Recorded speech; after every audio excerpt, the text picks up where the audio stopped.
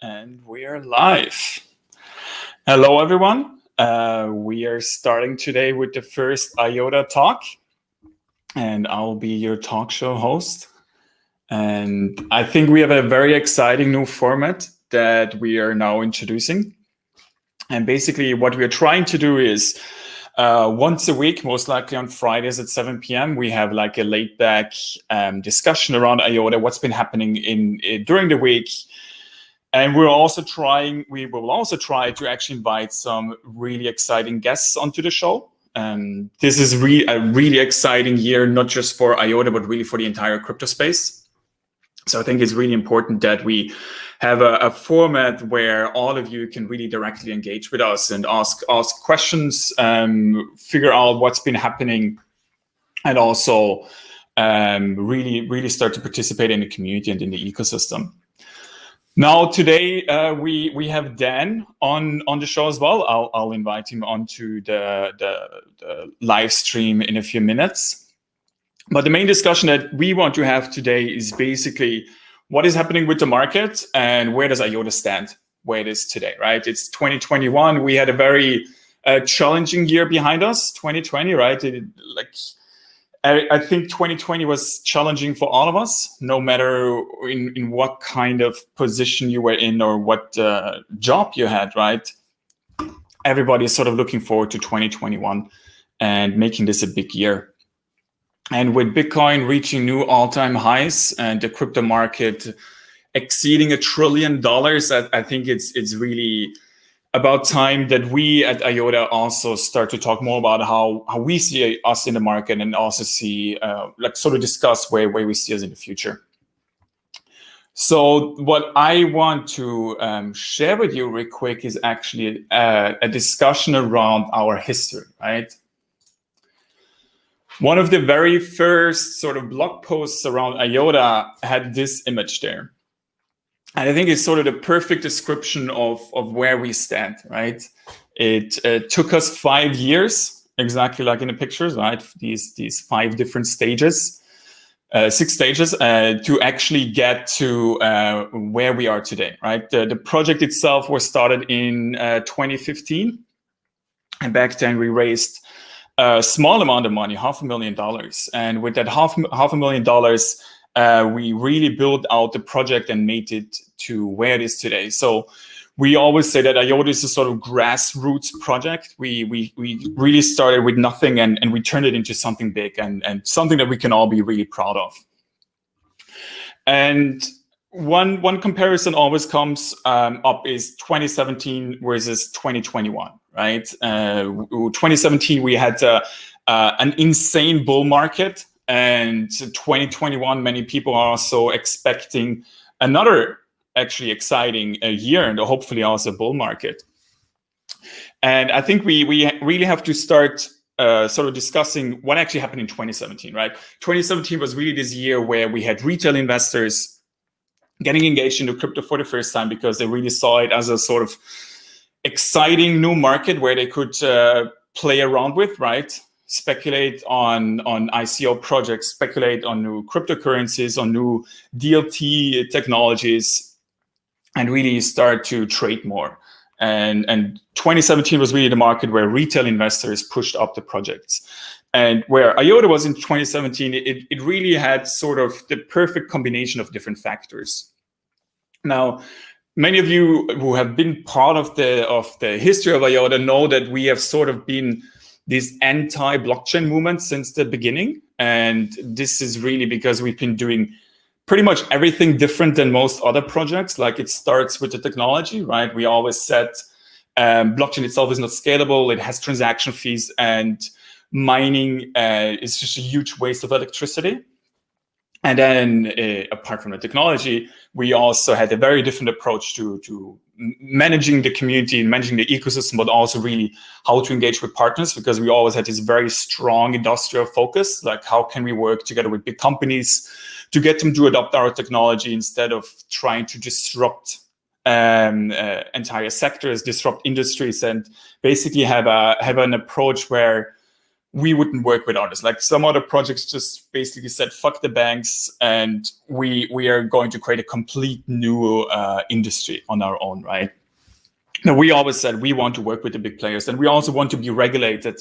And that is also why we created the IOTA Foundation, right? We are still the only ones that really created a non-profit foundation in Germany, primarily because we realized, that we cannot do this alone, and we should not own the ecosystem, but instead our primary purpose is to develop the technology and to enable this permissionless ecosystem around our technology. And permissionless ecosystems is also something that we'll really discuss today. But in addition to that, it was really about regulation as well, right? You need to have a trusted entity that is developing these trust protocols. And in addition to that, you actually want to engage with the regulators. You actually want to make sure that your technology is applicable to the real world.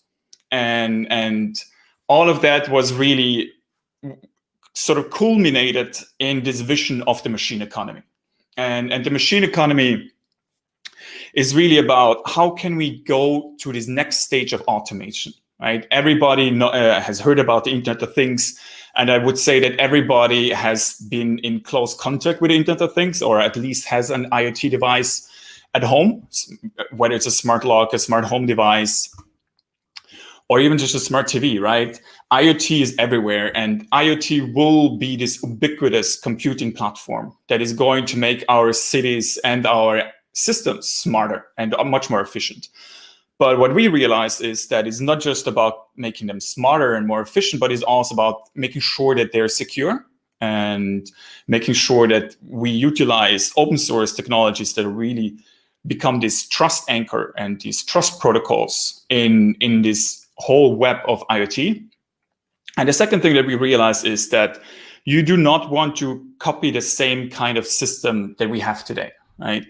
And that, what I mean with that is, what we have today with the internet is we have all of these different walled gardens where we started out with a beautifully decentralized system where everybody had their own blogging platform, where everybody was setting up their own servers, to a very centralized system where AWS has a huge portion of the market share, where Twitter, Google, where all of those internet companies are sort of owning the internet.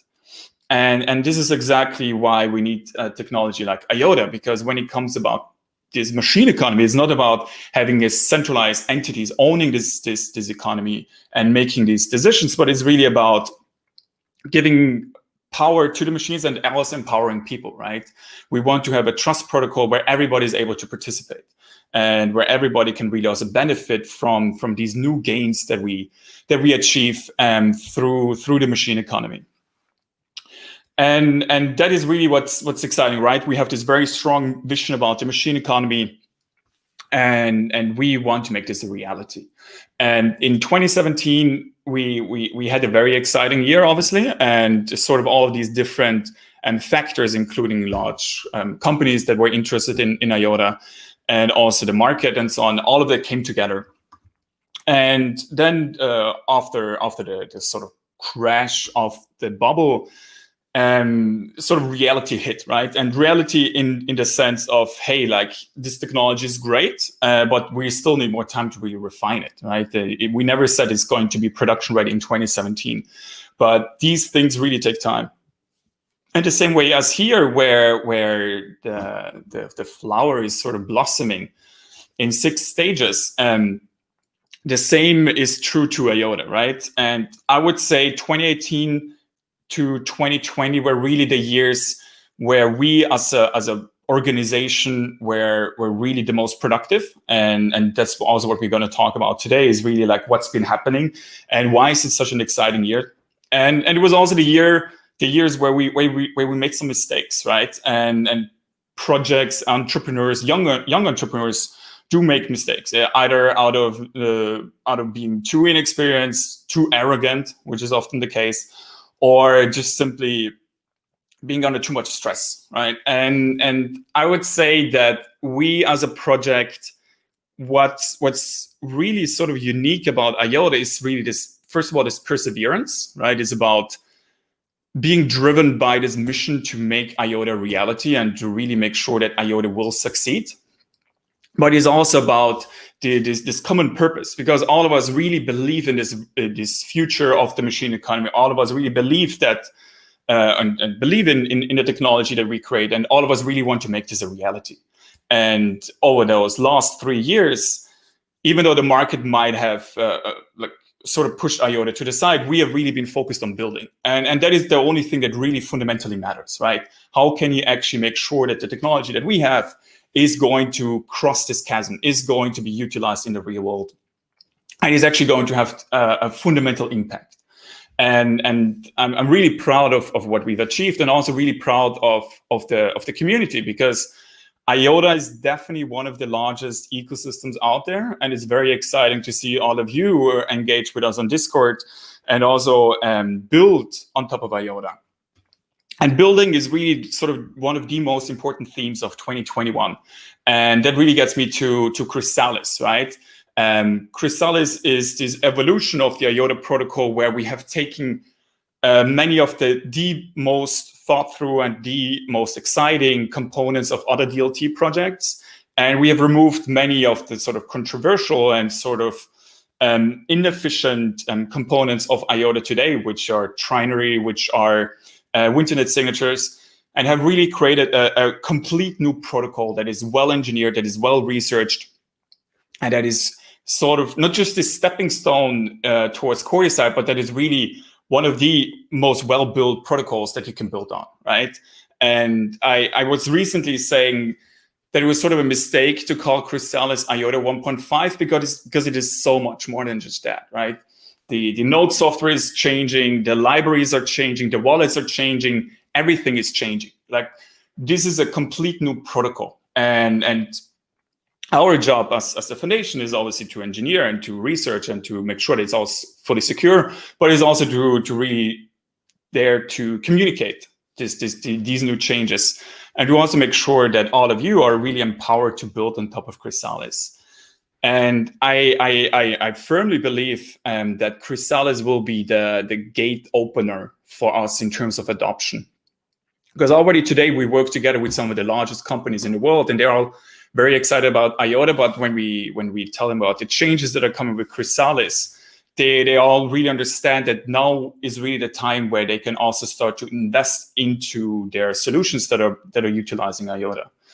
And that is a very important topic, because many, like, if you think about the large company and why they want to adopt a technology, right? It's because they understand that this is not going to change, right? If I am a large company and I want to invest $500,000 or a few million into a new product, I want to make sure that I don't have to change it 6, 8, 10 months down the line.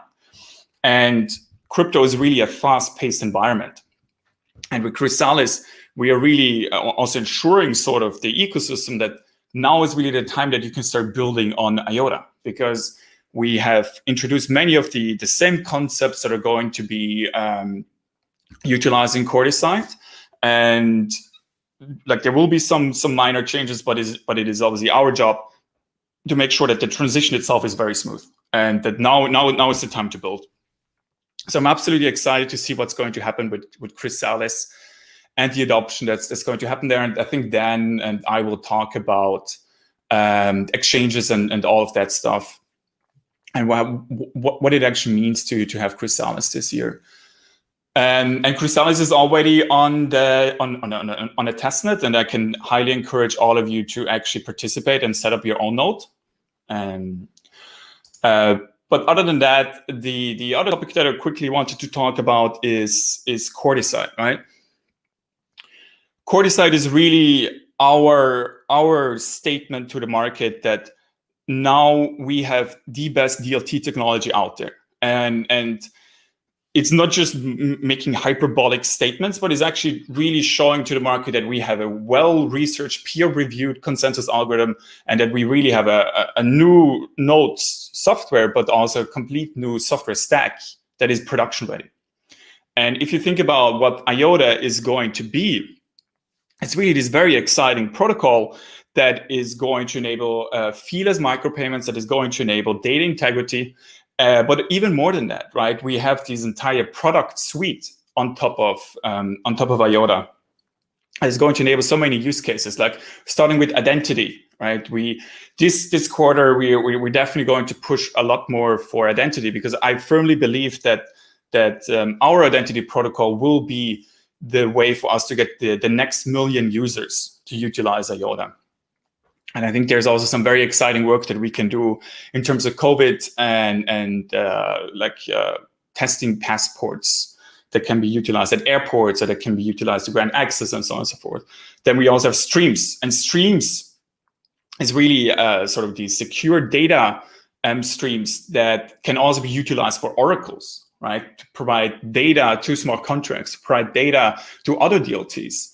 And then we also have access and to grant access to devices, to systems. And all of these together really make IOTA sort of the perfect protocol to build on. And I'm very excited to see how this is going to play out. And I really believe that the next year will be the most important and the most exciting one. And if I wouldn't be excited, like everybody should be worried, right? Because at the end of the day, we are at the forefront of all of this, and we have so much in the pipeline. It's really exciting.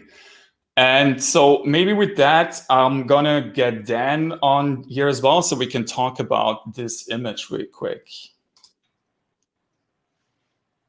Dan, can you hear me? Hello. Yeah, can you hear me? Yeah, I can hear you. How are you doing?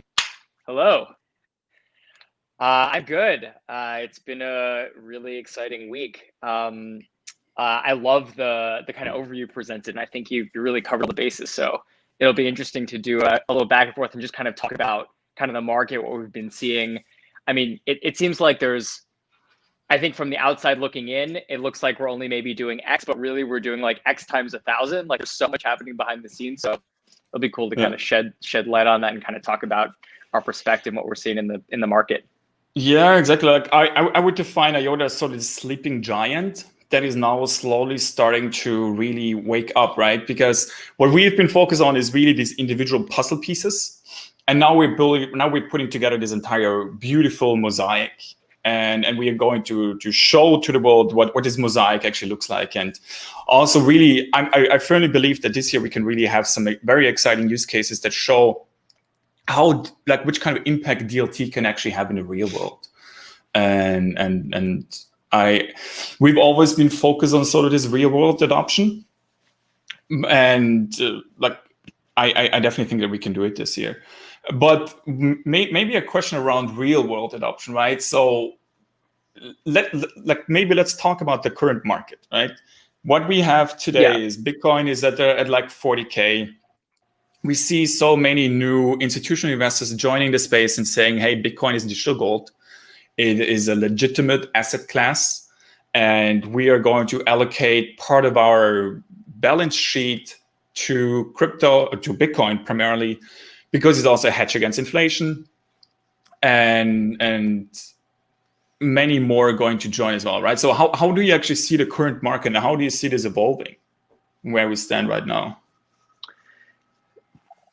Yeah, so I mean, there's a lot of things happening simultaneously, right? There's like the Ripple case, which is coming down, and that's kind of opening up a lot of questions about what is a digital asset, how is it being used, how is it being used appropriately, and then you kind of have the Bitcoin, Ethereum, and then everyone else, where we're starting to see that there's a little more acceptance, like you said, with these digital assets. I think in this wave compared to 2017, 2018, we're starting to see a lot more interest. I think in the past, people were looking at digital assets like Bitcoin and saying, oh, isn't it just used for illicit activities? Whereas now we're seeing groups like Paul Tudor Jones, we're seeing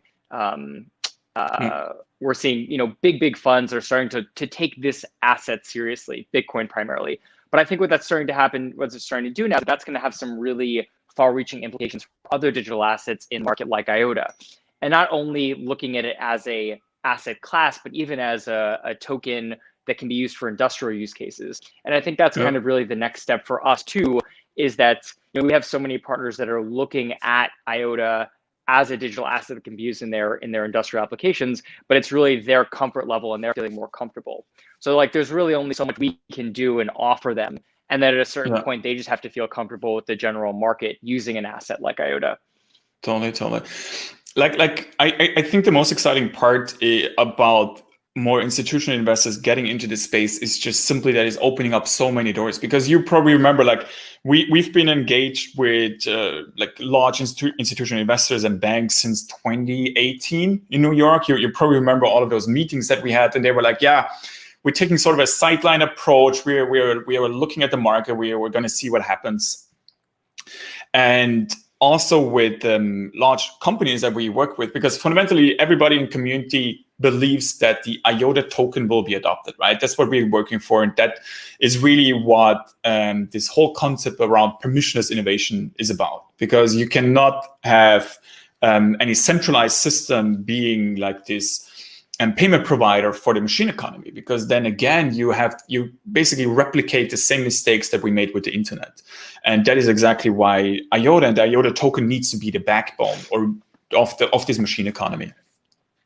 And now what we're definitely seeing, and also from these discussions that we're having with large enterprises, that they're getting much more open to the token itself. Because what most people don't understand is that these large companies, they have very strict accounting rules. They need to make sure that they work with regulated custodians, and they also have uncertainties around taxes and so on and so forth. Yep. And this is sort of really shaping up more and more now, where the regulations are becoming clear, and also where this entire financial infrastructure around crypto is really becoming much more mature. Like, for example, Grayscale has how much in assets under management? 10 billion now, right? I was going to say 3, but it's probably I think that was like even a couple of weeks ago, so it's probably exactly dramatically from that. Yeah. No, that's absolutely exciting. So exactly, and I think, but I think to your point, like that's, I think that a lot of other digital asset platforms, they have a digital asset that they're searching for a use case that they don't really have. Whereas, we always really designed it because it was so functional for machine-to-machine payments, for the machine economy, for microtransactions. It's really just been about getting groups comfortable with using a digital asset. And I think something that a lot of probably people watching right now don't really understand is how, or maybe just don't get the full perspective, is how difficult it is to get real corporate partners using a digital asset. Yeah. And I think this is where it gets kind of exciting, where people saw like the ISCP, like they had a smart contract protocol release that we did recently, and we're going to have smart contracts, and where there's going to kind of be more crypto innovative, crypto centric use cases for the IOTA token, which is exciting. And I think shows more like not real world, but maybe more short-term things. And it's kind of finding that balance between having IOTA be this, this like machine asset, if you will, that really fuels the machine economy. And then also having these real use cases that everyone's familiar with. Like I saw someone mention, when are we going to be, a part of Celsius? When are we going to be part of some of these other platforms everyone's heard of? And it really, I think this year is a focus on doing both and really making sure that we're focusing on both of these tracks simultaneously. Yeah, and like one of the most exciting discussions is always like this identity discussion. I remember back when Bitcoin forked for the first time, there was everybody kind of thought that Bitcoin has this identity crisis. Is it going to be digital payments or digital cash as it was proclaimed in the white paper? Or is it going to be this digital gold, right? A reserve currency of sorts. And everybody was kind of debating around it. They were taking screenshots of the white paper, of blog posts and of forum posts of Satoshi, saying no, he wanted this. No, actually, he meant that. Right? It was kind of controversial as well back then. But at this point, it's kind of obvious that Bitcoin is going down this digital gold route, and that really means that this identity has established itself for Bitcoin. And a very exciting discussion is around what is the identity of IOTA, right? We have this protocol today that does payments pretty well. Now with Chrysalis and Chrysalis will be fully decentralized, will be fully secure, and we will really enable these machine-to-machine payments without any transaction fees. Now that in and of itself is a very exciting use case, right? Machine-to-machine payments. But it's such a difficult discussion if you think about it, because we didn't go out to create a better PayPal, a more decentralized PayPal, right? We went out on this quest to create a new ecosystem. And this new ecosystem is the machine economy, right? And over the last few days, I sort of came to the realization that with all of these upgrades that we are doing is that IOTA is slowly evolving into this machine economy, right? Because fundamentally what we are going to enable is to have these transactions, to have these interactions between machines that are going to be empowered by IOTA, right? Like you mentioned the ISAP, the IOTA Smart Contract Protocol. Our goal is to really create the payments protocol, the identity protocol, and smart actions, smart contracts protocol, so that this machine economy can actually function, right? And so fundamentally, this machine economy is going to be based on IOTA. How do you see this identity discussion? Yeah. Well, tell me what you mean because I think that's a really interesting angle. Like IOTA is the machine economy. Like you hear people say like, Bitcoin is digital gold, Ethereum is the world supercomputer. Like, what do you mean when you say like IOTA is the machine economy? You think that it'll end up encompassing and really representing it in its totality, kind of? Yeah, totally. Fundamentally, it's about IOTA being utilized by all of these machines to empower their interactions. Whether it's going to be through machine identities, whether it's going to be through smart contracts, or whether it's going to be through payments. All of these asset transfers and all of these interactions are going to be done on top of IOTA, right? And as such, you sort of want to be part of this machine economy. And if you own IOTA tokens or if you send transactions, right, you're fundamentally participating in this machine economy. And the main reason why I'm also saying that is our vision with IOTA, and that's also why we went through this very long process of developing Chrysalis, is really that IOTA is going to run on IoT devices, right?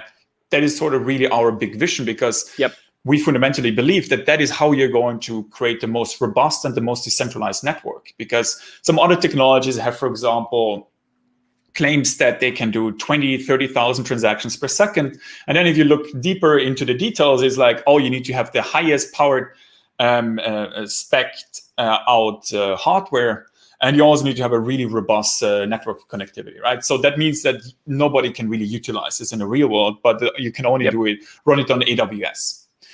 Now that is why IOTA is the machine economy, because first of all, it's being powered by IoT devices, right? We want IOTA to be run on those IoT devices. And second of all, we empower these IoT devices with feeless micropayments, with smart contracts, and also then with asset transfers, right? You can digitize any kind of asset, digital twins as well, and obviously identity, which is all part of this package here.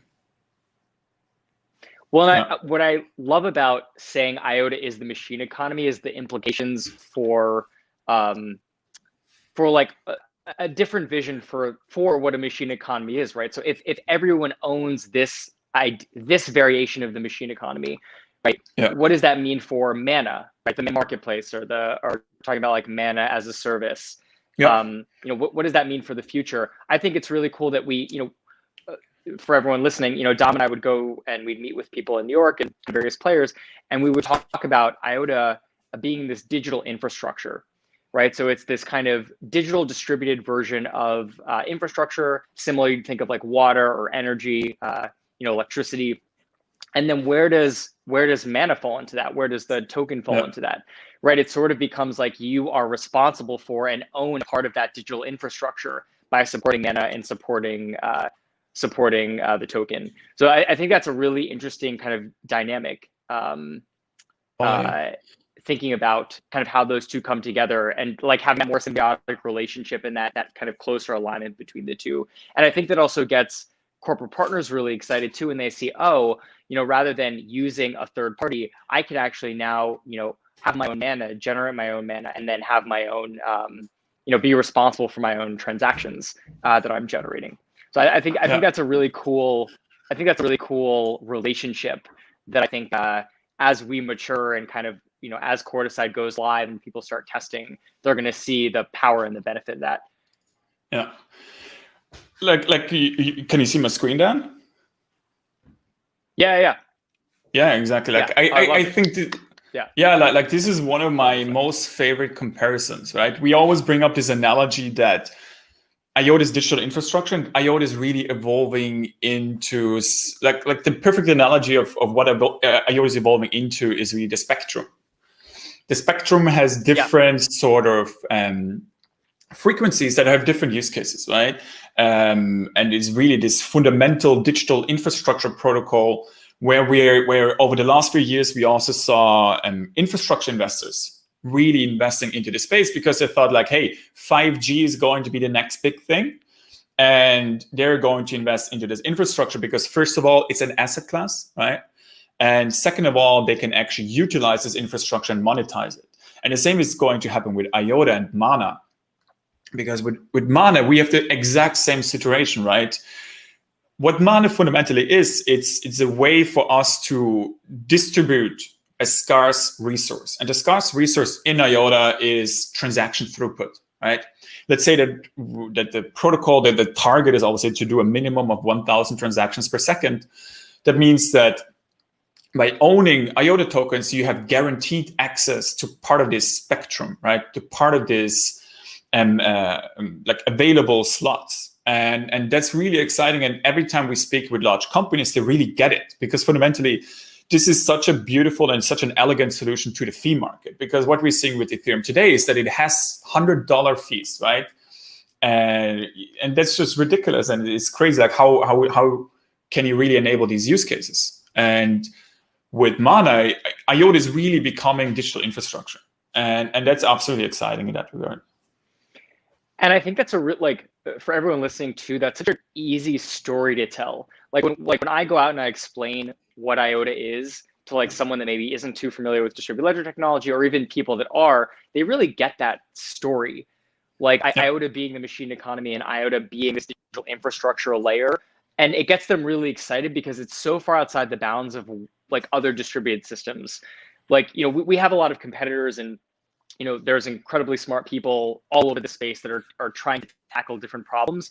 And I honestly think that we are one of the only protocols that is trying to extend outside of the crypto space, right? Like anyone could create, you know, some of these like DeFi projects. And I think that's an area that we're going to kind of be exploring, which is really exciting. And it's kind of been a missing piece. And when I see DeFi, I mean, like some of the innovations around like automated market making and these like liquidity mining things, like I think these are all things that are really, really exciting and actually push innovation forward in the space in general, which is something that I have been so focused in one area that it just has had the time to think about.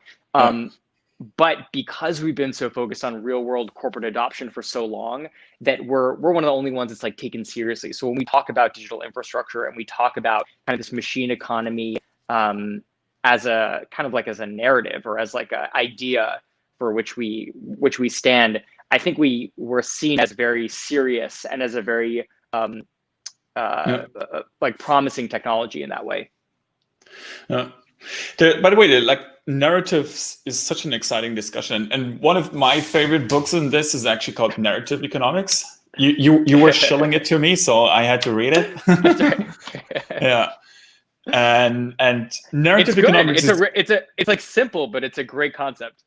Yeah, no, totally. It's very simple, right? It's basically like the basic summary of it is like if you have a very strong narrative and this narrative can really have a fundamental impact, economic impact, right? And it actually mentions Bitcoin because the Bitcoin narrative actually starts with bimetallism, right? Where people were debating, should we accept gold coins or should we also accept silver coins? Right? So they had like this huge discussion and like, should the silver to gold conversion be 16:1, right? Should it be a fixed market in that regard? And in the end, the gold fanboys in that regard won this debate. That's right.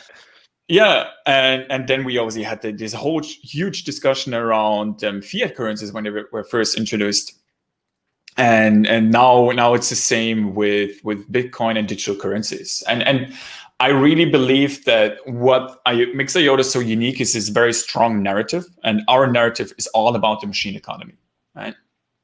Because everybody knows that IoT is the future, and really we are building towards the future, but we're also right now enabling it, right? And IOTA is happening right now, and that's very exciting. And you mentioned this before, DeFi, right? So that's been a very strong narrative in 2020, so last year. I would say primarily because people were looking for new ways to like generate yield, right? Generate income.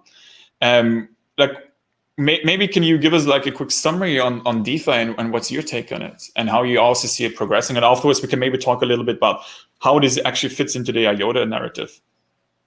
Yeah, so I'm by no means a DeFi expert, so I'll just like preface that. But I think that for a time, everyone was looking at DeFi and just thought that it was like a scam, or that it was a trend, or that it was kind of like unbecoming of the crypto space. But I think once people started like digging a little deeper into it, they saw there were some really interesting innovations in there, right? Like this idea of lending and borrowing digital assets in a decentralized way. I mentioned automated market making. So Uniswap is a really good example, right? So being able to get rewarded by provided liquidity to a multi-sided market, that's a really innovative and novel thing. So I think a better way to kind of look at DeFi is that what's starting to happen now is there are these building blocks that are now becoming like a box to check if you're a project or if you're someone innovative or an engineer thinking of building on a platform, right? So the question becomes, can I launch a new project in this way? Can I offer liquidity mining for the asset that's on my platform? Can I do these kind of DeFi building block things where I can plug in different services? And I think whether or not groups or projects even end up using DeFi in the future, I think it's just going to be like a box to check, right? Like, we saw in the past, many people don't even need smart contracts for their use cases, but they'd want to go with a platform that had them, right? So I think it's kind of like a similar thing. So I think what we're seeing now is that DeFi is eating up a lot of the kind of like the innovative, like people that want to be really innovative in the space and really tinker around and try new things and deploy very quickly. They're playing around in this world because of how quickly it moves. Right. So where I think that, does this mean that IOTA is going to devolve into this like DeFi platform? And I don't think so. I think it just means that we're going to be offering some really unique functionality, especially for ecosystem building. Like I think that one of the big focuses as the IOTA smart contract platform grows and becomes a little more like self-sufficient, so other people can start playing around and tinkering with it, is that there's going to be more like self-sustaining. There's going to be opportunities for projects to be more like self-sustaining right out the box. So rather than having to come to the foundation or try to find, outside funding in a traditional way, there's ways like using a Uniswap type tool or like a Bounce clone, where you can bootstrap a project very quickly. And so I think once you have that, and once you have that kind of fundraising mechanism on any sort of platform, you're going to see this Cambrian explosion of either clones that you see popular on like Polkadot or Uniswap that really big it. You need like four things. You need the Uniswap, you need like an insurance contract product like Nexus, and then there's like Bounce, which is like a launching platform. So really, once you have those 4 or 5 building blocks, it's really easy for this ecosystem to just flourish. So I think once you kind of see like the forest from the trees, you realize that DeFi is actually, it's the Wild Wild West. There's so much happening. It's a lot of things to a lot of people. But I think at the end of the day, having that connection to a world like that, ultimately, I think is pretty beneficial, as long as you kind of make sure that it's compliant and not doing anything too sketchy. Right. And I mean, like fundamentally, IOTA is about permissionless innovation, right? And I initially was also quite skeptical about DeFi, but the more I dug into it, the more I find some of the concepts very fascinating. And fundamentally, like the entire crypto space is around this innovation sandbox. Like many of the ideas, we started out in 2008 with Bitcoin, and there were many novel ideas that were introduced over the years because it's just such a huge ecosystem of developers, engineers, and are coming together and are innovating, right? And fundamentally, it's about surviving as a protocol and making sure that the features and the ideas that you are introducing, that they become validated by the market. And we see the same happening with DeFi, and DeFi is really sort of in this very sort of niche space right now, where I say that DeFi right now only works because it's unregulated, and that might fundamentally change if more restrictions come. But at the moment, it's quite a fascinating innovation sandbox, right? And I think many of these ideas like automated market making, right? Also decentralized exchanges, all of these are really fundamental components, as you mentioned, that we also need in this machine economy environment. Because I definitely think that especially decentralized exchanges, where we want to tokenize assets and then we want to make these assets tradable, are really the future, right? For example, one simple example is like we have a mobility fleet and we want to tokenize ownership in this mobility fleet of autonomous vehicles. And now we obviously want to create a market for these shares so that it becomes liquid and that shareholders can join and leave, right? Just simple examples like that, but it obviously goes much beyond that. And IOTA as the protocol that really enables digital twins is really core to this and core to enabling this ecosystem. And that actually brings me to the next topic, right? Bridge building. We had this interesting discussion with the Cardano community, where it started out with this bridge building comment. And one of the questions that was actually asked by the community was also like, what is the benefit of building bridges, right? Maybe we can give like a high level overview of what the strategy is without leaking too much, right? Because this is like a fundamental concept that we are working on right now behind the scenes. And what we mean with bridge building is like, we as a project, we believe that this entire crypto space, we need to start to collaborate more, right? We have to stop competing, but instead sort of foster this competition, right? Even though everybody is sort of in competition about attention, it is in the best interest for all of us to really make sure that this pie gets bigger.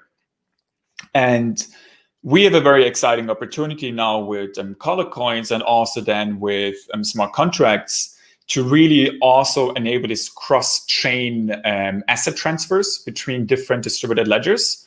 So some of you might remember the announcement that we had with Pantos and with the University of Vienna, Technical University of Vienna, where we announced this sort of project that is going to work on atomic swaps, right? How can you get an ERC20 tokenized asset onto the IOTA ledger and represent it here in a secure way, enable this fluid transfer between the ledgers, and as such really grow the ecosystem. And that is really sort of the core of our bridge building and exercise, and also our strategy for this year, and how we can really build these bridges to our ecosystems and also get the communities closer together. Because I really firmly believe that representing other digital assets within the IOTA ecosystem will be hugely beneficial for everybody. Because fundamentally, it's also about making it possible to allow their ecosystems, their token holders to engage in this machine economy that we are building. And that's exactly what we're enabling here.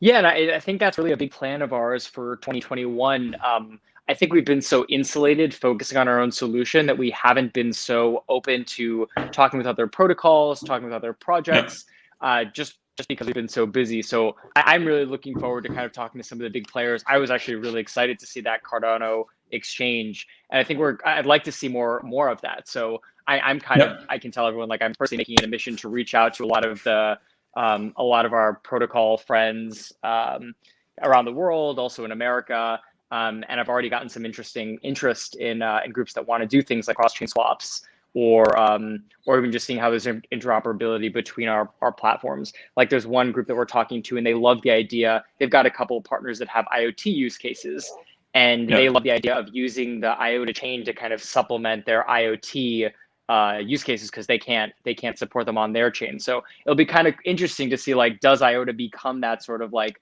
bridge to use cases that maybe their chain can't support? And I think the other thing you said too that was really interesting about kind of like getting back to that DeFi thing and like real use cases, this idea of like IoT DeFi, right? Like this idea of like using these like innovative tools that fall under the umbrella of DeFi for these real world applications. Like, I know you like to talk about like machine banks from time to time.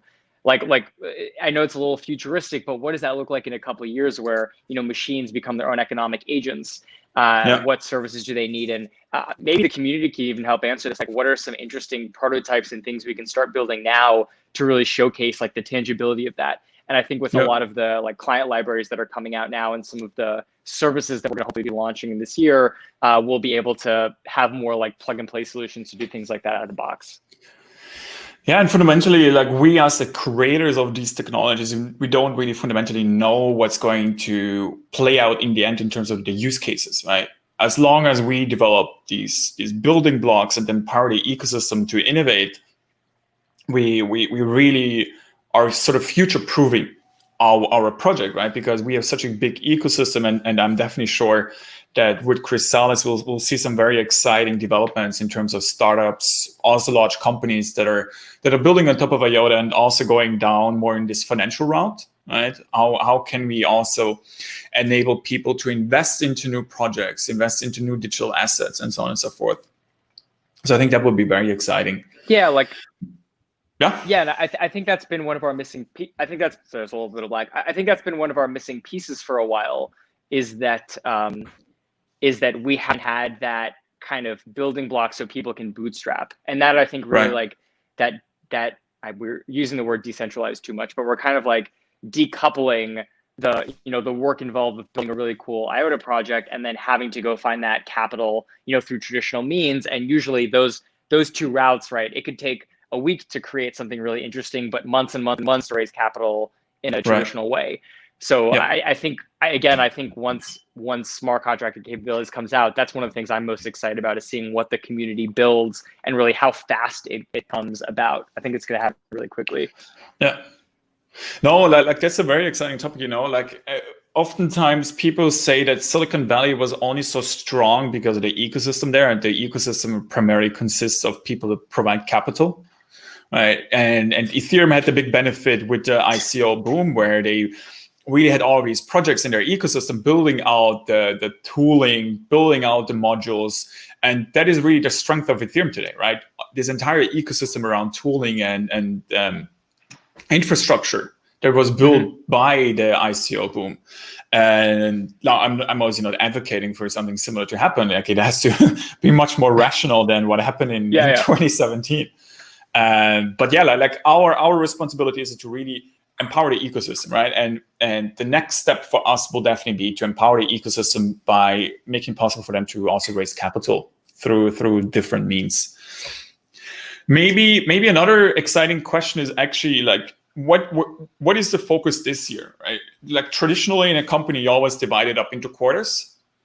So from my point of view, if I were to divide up this year into quarters, Q1 is about Chrysalis, really bringing to the market the biggest upgrade to IOTA in our history, and also the most important upgrade ever, I would say, because now we can really be integrated into exchanges. Now we can really be developed with, and now we really have a very clear path to adoption, a very clear path to courteside. Q2, I would say, is all about token economics. And in Q2, we'll have really courteside in a stage where we can present mana, and where we can also show to the ecosystem very clearly what IOTA combined with mana really fundamentally means. And our job is to like explain in layman terms what it really means that IOTA is digital infrastructure, what it really means to participate and to also like engage in this digital infrastructure and also invest into it, right? And I think in Q2 it will be much more clear what these exciting token economics upgrade for IOTA really are. And what we can enable there also with some layer 2 solutions, basically. And Q3, I would say, is all about smart contracts, right? We have smart contracts right now, which is going into an alpha mode. We just onboarded some exciting new team members to it, and our job right now is to really scale up the team there and make sure that we have something that is going to be very competitive in the market. I'm very excited about our concept of smart contracts, because every time we speak with somebody right now about it, they really start to understand it. And it's a very exciting comparison to this world computer. But again, like, it's about building these bridges, right? And smart contracts is our bridge building exercise as well.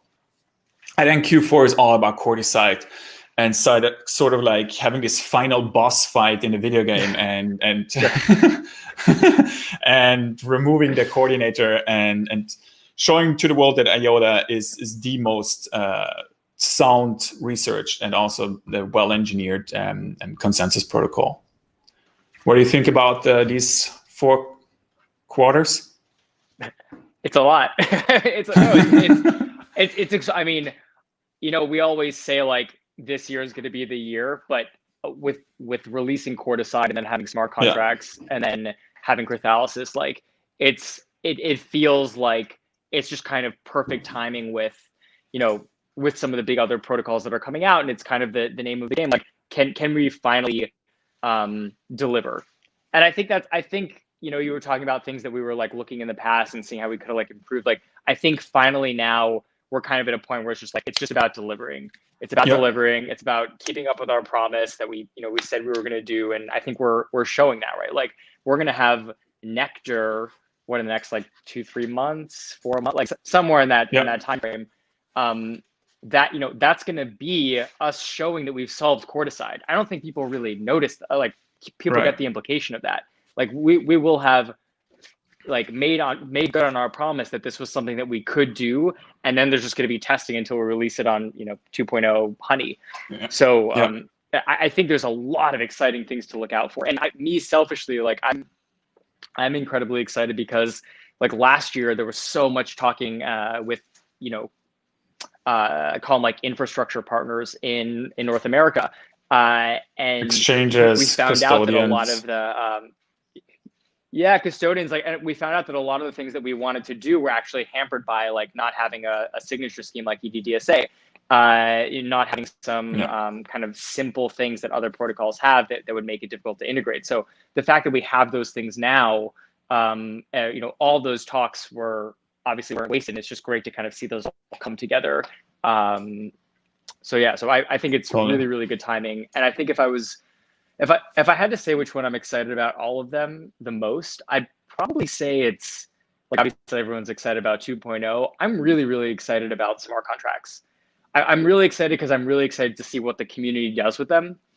And I'm really curious to see how creative the community gets. I think that to me is probably one of the ones I'm most excited about. Yeah, no, for sure. What about you? Which one are you most excited about? All of them? I'm most excited about, I would say, Chrysalis, because Chrysalis is sort of this statement to the market that look at what we have been doing over the last few years, and I think it's also a very strong signal to the market that we are one of the largest organizations in this space, right? We have 120 amazing team members that are working full time to make IOTA a reality.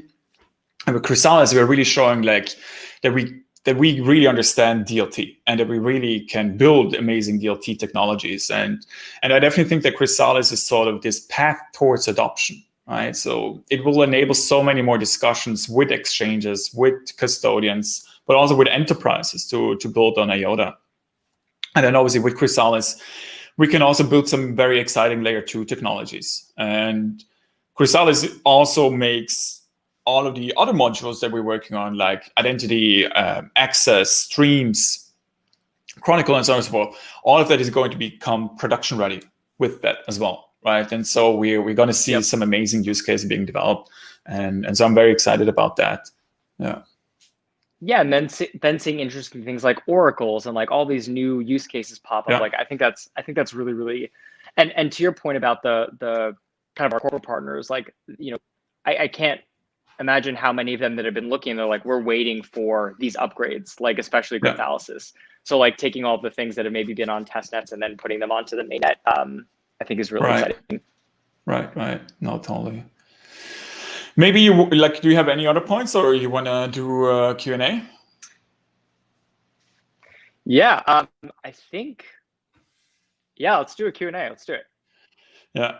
And by the way, everybody, like we're just like jamming here, right? We're totally freestyling because like we had like a full packed day of calls before, so we kind of had to rush 10 minutes before the call. Like we have to do the AMA now. But if you have input on what we can improve or any other suggestions, like please tell us. We're open for criticism. Yeah. And yeah. Definitely. And one thing, so one plan is that in the next episode, we're going to have a big billboard for Dom in the back, like with an IOTA like logo spinning or something. We're going to like make it a full production. No, I think another thing that we're really excited about, I'll be curious to hear what people think, is like, bringing on guests, right? So bring on guests from people in our ecosystem, bring on people we're talking with, or partners or players that we value or find interesting, or just kind of that bridge building exercise. There's bridge building technically, but there's, the little bridge building that I think we were really looking forward to doing this year. So if you have any guests that you think would be cool to reach out to, or if you want to do some sort of like ping and let them know and us know, well, we have a list. If there's anyone you think should come join, just let us know. Yeah, and also like people from the foundation, right? Like this is really the platform for us to engage and to talk about what we are super passionate about, which is IOTA and what we're working on every single day. And I think it's a real commitment from our side, right, to do this weekly. But I think it's kind of a fun platform, and it can evolve into something really great where we can build bridges also with other communities and invite founders of other projects and stuff like that. So I think it will be fun. Totally. Yeah, maybe. So I'll just go to JD's and read some of the questions. The most requested question was how many CTPS can be expected from IOTA 2.0, right, with Chrysalis. Now, the most truthful answer is we don't know yet, because we obviously have to implement all of the components in Nectar, and then we can really start to give you much better estimates of what the transaction throughput will be, because everything else will just be theoretical. And when it comes to DLT, it's really very important to take into account how the network is actually connected, what the servers are, where they're co-located, and stuff like that, right? So you want to have these real world settings to actually stress test your system. But our objective is to have at least 1,000 TPS with Chrysalis. But we hopefully can do more, and 1,000 TPS and confirmations in a few seconds and fully decentralized. I think that's pretty amazing. And in addition to that, we're already working on sharding. Like, that's a very important topic, and we have a very exciting proposal for data sharding. So, right, so you have full auditability, full security on your data, but you don't need to utilize the mainnet, but you can create your own shards and own clusters. I think that in itself is already a very exciting path towards more scalability and enabling more use cases. And I think the data sharding concept will be published in a few weeks, and we're writing a paper on it. But it's a very concrete solution already. The other question was, how can bridges be beneficial to the IOTA ecosystem, and are there already talks with Cardano? Yeah, so I think we kind of answered the bridge building topic quite well, right? I would also summarize it in sort of like, previously IOTA was sort of this lone wolf in this fight in the crypto realm, and we were kind of thinking that we know things better than the rest, which in some cases might have been the case. But I think what we realized is that we can only survive if we collaborate, right? And we made some mistakes in the past. We own up to those mistakes. But at the end of the day, we have an exciting journey behind us, and we have an exciting journey ahead of us. And we really want to focus on building bridges with other projects as well, and allow their communities and their assets and their developers to also benefit from the technologies that we create. So I think that's a very, very exciting exercise, actually. The other question was, does everyone at IOTA Foundation realize how much we appreciate their hard work? That's a very much appreciated question.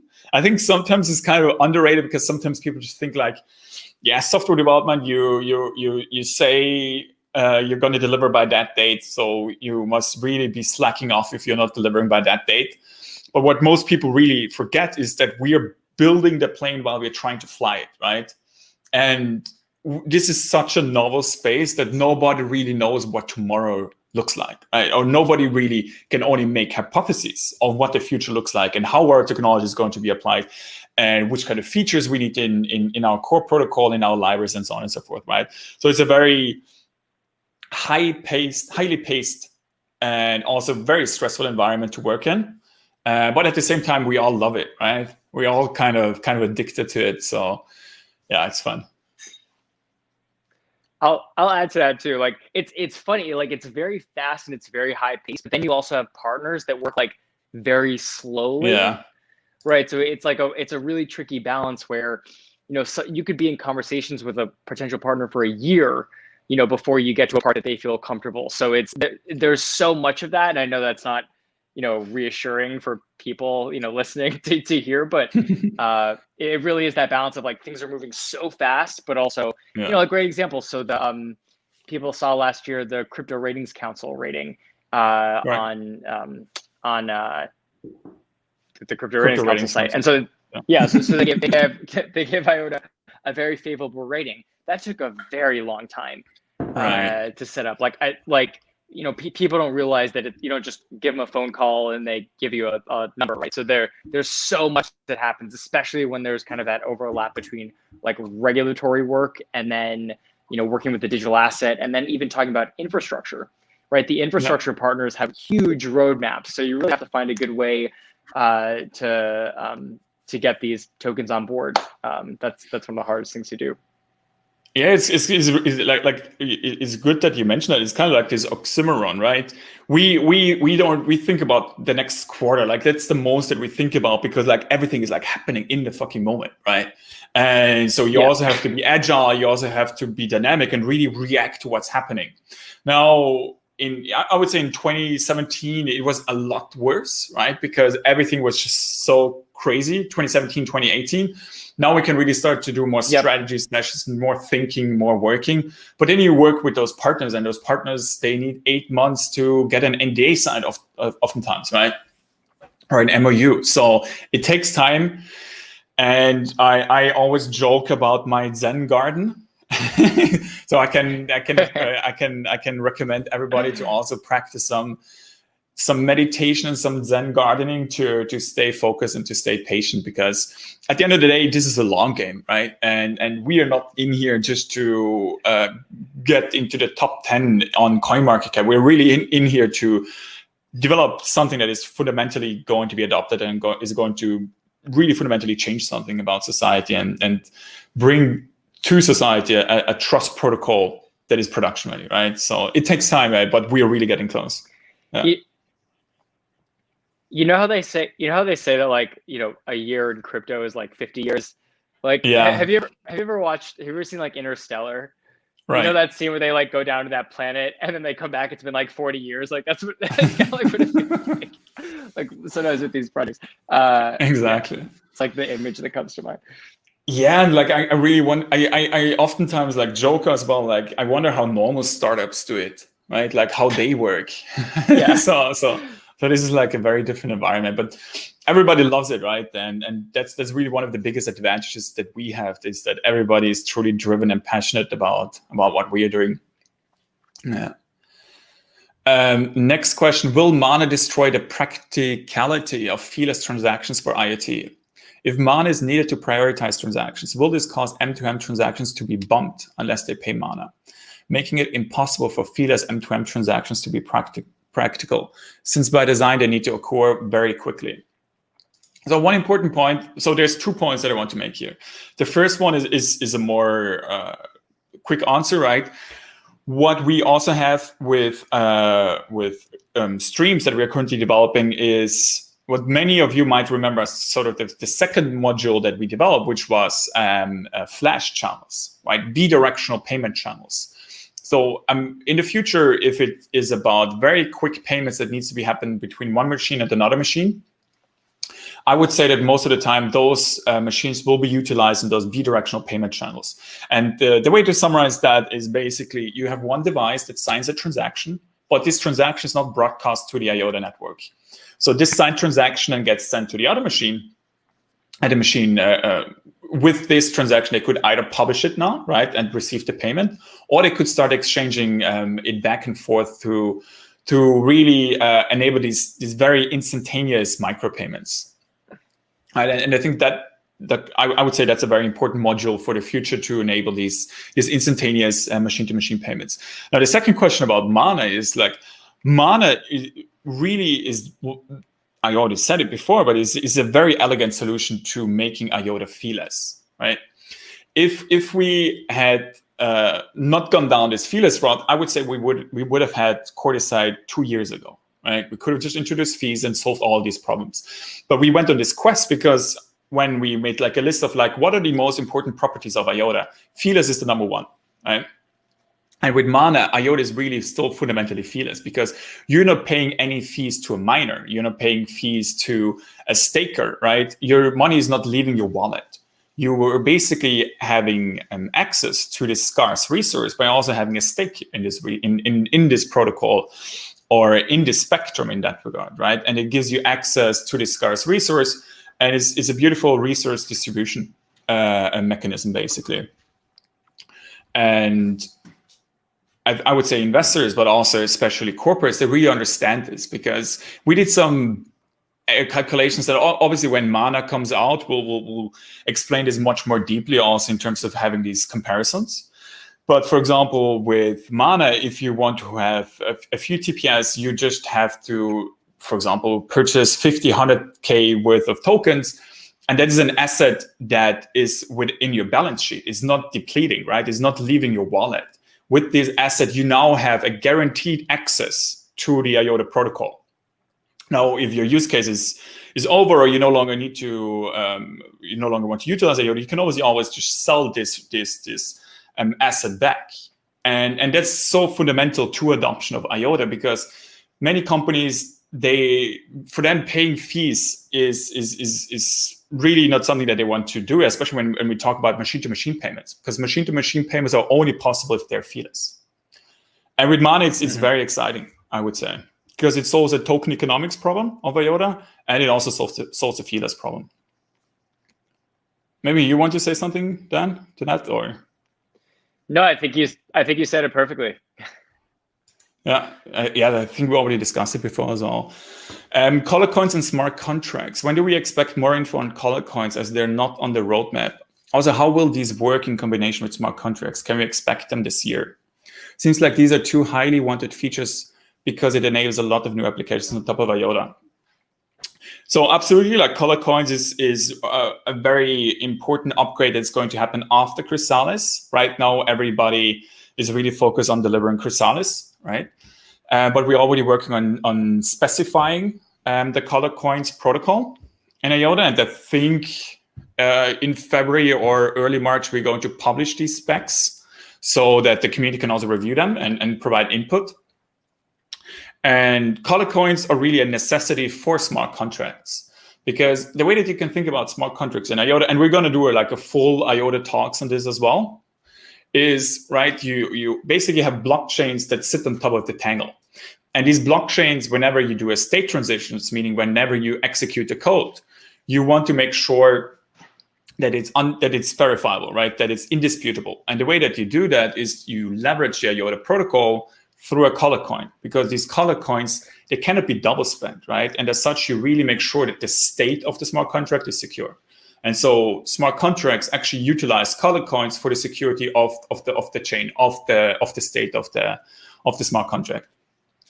In terms of the implementation, we'll give more details on color coins once the specs are out.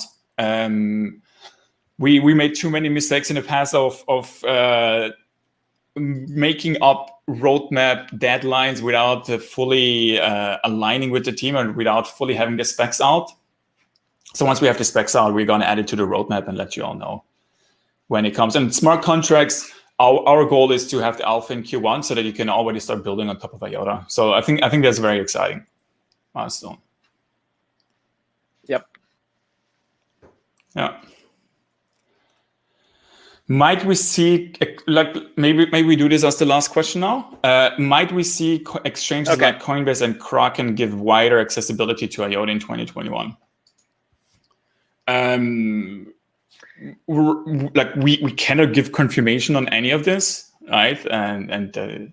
But what we can confirm is that with Chrysalis, we already were able to onboard new custodians and new exchanges that previously didn't want to work with IOTA. And I think that's a very, very important validation for us to make sure that we can then also start talking and get hopefully listed on some of the biggest exchanges out there.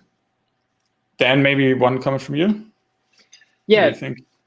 And I think even more than just exchanges, which is kind of on everyone's mind. I think what often we forget is like, custody being a building block for a lot of other services that want to leverage or use IOTA for different reasons. So like Celsius, for example, Celsius has been on our roadmap for some time, and this is public. This isn't anything special, but one of the reasons that it's taken a little longer than we would have expected is because we haven't had a custody partner yet that they support. So that's, once we have more things like that, then I think you'll see more and more partners that have had a custody requirement. It kind of like opens up those doors. So it's kind of like a broader conversation. It's not just, an exchange, but it's all these other use cases as well. So I think that's, something that I'm really excited to look forward to. I think it does a lot more to open up ecosystems than just making the IOTA token available. And I've been saying forever, like the more infrastructure there is around the token, the more hopefully it becomes used as like an industrial, like more industrial partners can use it, and it can be used even for more like crypto centric use cases. Yeah, totally. Yeah. And maybe as a closing comment, I think this year we're also going to fundamentally focus on tangible adoption, right? We want to make it possible for people to actually utilize the IOTA tokens, to earn yield on Celsius, to stake them on some platforms, right? To pay them or to use them to pay machines for certain use cases, right? We really want to have tangible adoption, because oftentimes when we announce a partnership with a big company, it sounds great, but like it takes 2, 3, 4 years for this to really hit the real world and for you to utilize IOTA in the vehicle, right? For example. And this year, I definitely think that we can do a lot with tangible adoption so that people can really play around, not just play around, but really utilize IOTA in their lives. And we're going to really invest a lot more thinking and a lot more resources into Firefly, because I think Firefly will really be this gateway to the machine economy, to IOTA, and allow you to engage with smart contracts directly and so on. And also identity, right? We really want to push down this identity route. And speaking of identity, it was really great to see Uberge announced that they're actually utilizing IOTA for the airport COVID passport, right? Test center. Yeah, that was wild. Yeah, totally. Did we know that was happening? Did we even know? No, we didn't know that, right? That like that's the exciting part about permissionless innovation. And so congrats to them and their team. So it's a very great achievement.